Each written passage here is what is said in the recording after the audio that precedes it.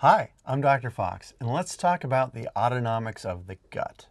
In this video, we'll discuss the enteric nervous system, discuss its functions, its locations of plexuses, their targets, and the functions of those plexuses.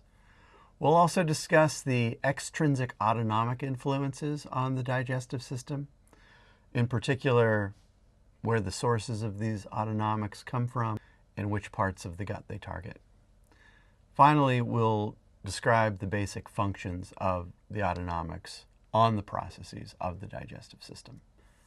So the enteric nervous system, or the ENS for short, was historically always thought of, and probably really is, a subdivision of the autonomic nervous system. The autonomic nervous system consists of a sympathetic and a parasympathetic divisions that are antagonistically innervating various organs throughout the body. The interesting thing about the enteric nervous system is that it can be completely isolated from the remainder of the autonomic nervous system and still successfully control the gut. Nevertheless, the ENS still is influenced by both parasympathetic and sympathetic output. So even though it may function independently, there are still heavy influences from autonomics on the gut. Now, when we talk about the ENS, there are two functional units to it, each a continuous plexus throughout the gut tube, and these are the myenteric plexus and the submucosal plexus. So let's take a look at these and how they function. So first, the myenteric, or the Auerbach's plexus, is the ENS within the muscularis of the gut wall. It is contiguous from the esophagus all the way down through and to the internal anal sphincter. So here we have the muscularis, and we can see the plexus and the parasympathetic ganglia all throughout.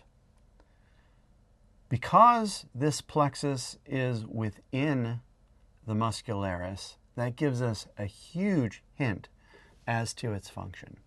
So all of the smooth muscle of the gut is being regulated by this plexus.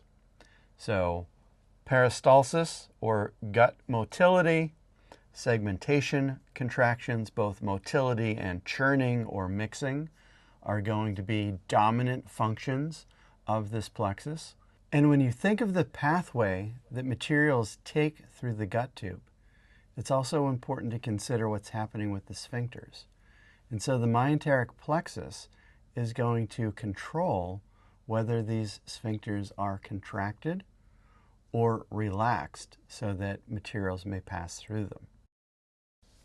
We also have a submucosal, or Meissner's plexus, and this is embedded within the submucosa there, which is a very thin layer within the gut tube wall.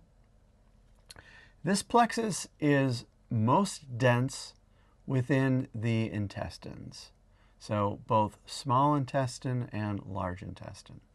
And it is specifically going to target the glands within the mucosal layer of the wall. In terms of functions, big time secretion, and all of the glands of the mucosa secrete into the lumen, whether they're secreting mucus or the various digestive chemicals into the lumen. That's where the action of these materials will occur. Also, if you recall, that submucosa is a really excellent conduit or thoroughfare for the vasculature. And the submucosal plexus is going to have control over the smooth muscle within the walls of that vasculature as well. So not only do we control secretion, but we also have the bonus addition of controlling blood flow through the wall of the GI tract. Now, when we think about a higher level of control, extrinsic to the ENS, coming down from the autonomic nervous system, we must consider both the sympathetic and parasympathetic inputs. The sympathetic inputs are all coming from various, but not exclusively, splanchnic nerves. Splanchnic comes from the Greek word for viscera. So these are nerves that are named because they're targeting the viscera of the gut tube. And there are three types of sympathetic splanchnic nerves. There are thoracic splanchnic nerves, lumbar splanchnic nerves, and sacral splanchnic nerves. And each of these are named from the region of the sympathetic trunk from which they come. So thoracic splanchnic nerves come from the thoracic sympathetic trunks. Lumbar splanchnic nerves come from the lumbar sympathetic trunks. And sacral splanchnic nerves come from the sacral sympathetic trunks. We also have parasympathetic inputs. So the vagal trunks that are descending the esophagus and going through the esophageal hiatus, that are combinations of right and left vagus nerves, which are cranial nerve 10, come down. And the largest input to the gut tube is the posterior vagal trunk. The anterior vagal trunk will serve a little bit of the stomach and a little bit of the liver and biliary tree, but by and large, most of the preganglionic parasympathetic is that posterior trunk. In addition, we have pelvic splanchnic nerves. Remember, pelvic splanchnic nerves are parasympathetic, coming from the pelvis.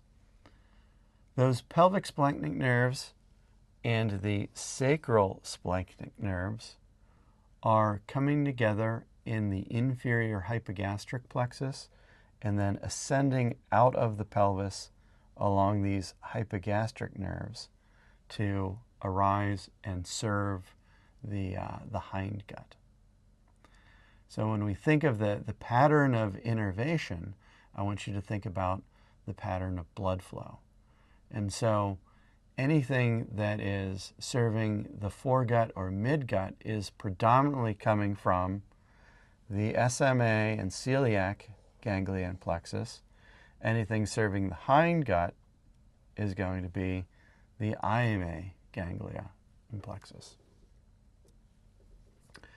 Let's take a greater look cadaverically at the autonomics of the pelvis so that we can see the pathway that they can ascend to serve the hindgut.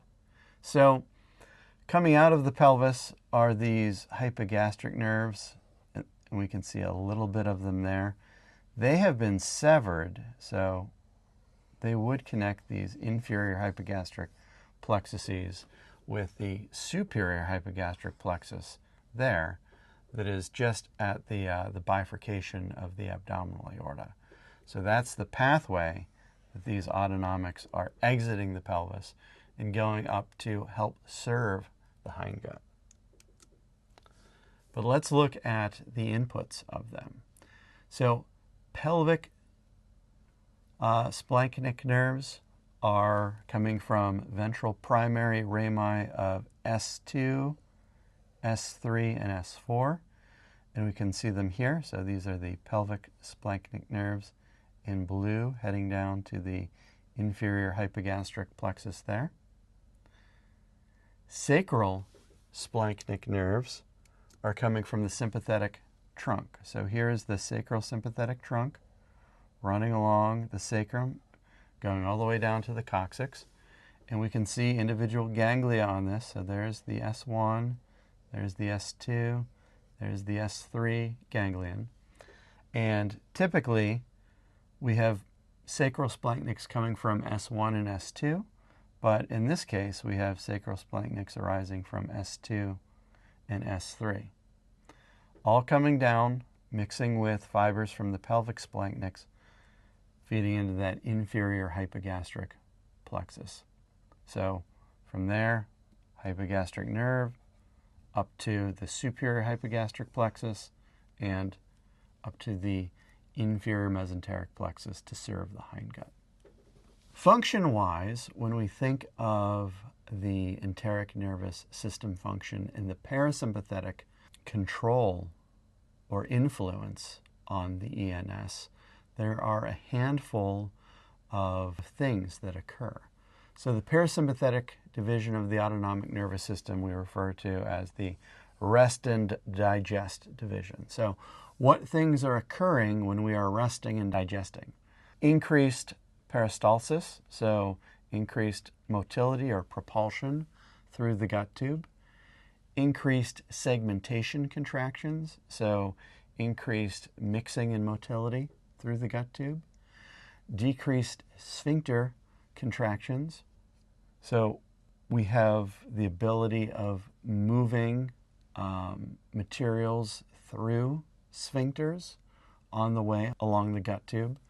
And increased blood flow or vasodilation of vessels to the gut tube wall. We can contrast these with the sympathetic response or the fight or flight response. With the sympathetic response, we have decreased peristalsis. There's no need to move things through the gut tube if you're running from a predator or fighting with a predator. Likewise, you'll also have decreased mixing and propulsion through segmentation contractions. You'll also have an increased amount of sphincter contractions so that those sphincters remain tight to prevent materials from moving along the GI tract. And finally, a decreased amount of blood flow, a decreased or you'll have vasoconstriction, which is decreased blood flow to the gut tube, so that you're not wasting precious blood resources on the digestive system when you could be fueling your skeletal muscles for either fighting or fleeing danger. So we've discussed the enteric nervous system. We've discussed myenteric and submucosal plexuses and the influence of the autonomic nervous system on the digestive system, their sources, the parts of the gut that they target, and their functional influences. Thank you so much for your time, and enjoy your day.